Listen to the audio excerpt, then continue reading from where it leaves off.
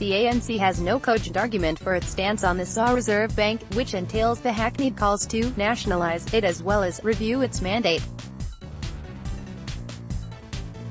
The lack of any logical underpinning to this attack on the bank lays bare how those lobbyists have rather unsavoury motives.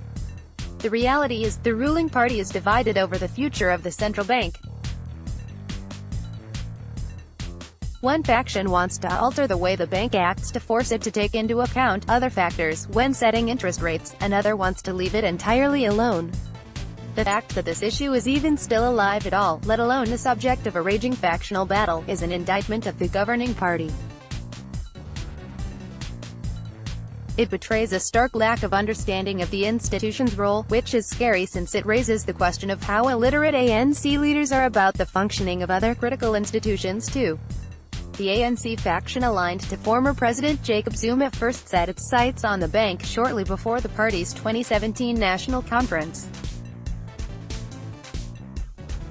They were spurred by Public Protector Busisi Wamaquabane's recommendation that the bank's mandate be changed from protecting the value of the rand to improving socio-economic conditions of citizens of the Republic. At the ANC's December 2017 elective conference, we then saw a mishmash resolution to nationalise the bank, referring also to reviewing the bank's mandate and independence.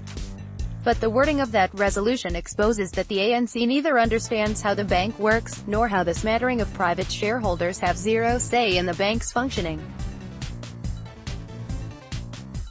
Taking a step back, it is easy to trace the roots of this onslaught. For more than 2 decades, the ANC managed monetary policy well, while preserving the independence of the bank. So what happened to push the bank into the firing line? The answer is this: the Zuma faction's policy positions are rooted in a quest for radical economic transformation, RET, a slogan pushed by disgraced PR firm Bell Pottinger. Given the deep inequalities and slow transformation of the SA economy, the RET project gained traction. The problem was, the intent of the Zuma faction was far from noble. Rather, it was part of the plan to force the banks to reopen the bank accounts they'd shut that belonged to the Gupta family, to allow them to continue looting the state. The Guptas had lobbied former Finance Minister Praveen Gordhan to intervene on their behalf, but he refused and asked the courts for an order stating that he was not allowed to intervene. But Gordhan's court papers exposed plenty of suspicious transactions by Gupta companies, totaling R6.8 billion, which had been flagged by the Financial Intelligence Center.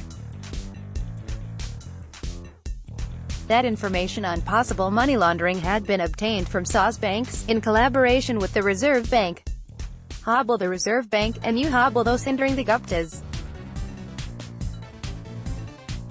It may seem cynical to link the ANC's motives for its attack on the bank to protecting the Guptas, but the fact is, its own leaders cannot explain coherently why the bank should be nationalized. Nor are those pushing for this aware that since 1996 there have been several legislative changes to reduce the influence of shareholders and limit the number of shares that investors can hold. One of their routine arguments is that the bank only looks at inflation when deciding on interest rates. But even that isn't accurate. Governor Lisette Kaganyago explained again last week, the bank already factors employment into its mandate, as the Constitution stipulates. Where have you been for the past 25 years? Kaganyago asked those ANC lobbyists. The answer is, fast asleep.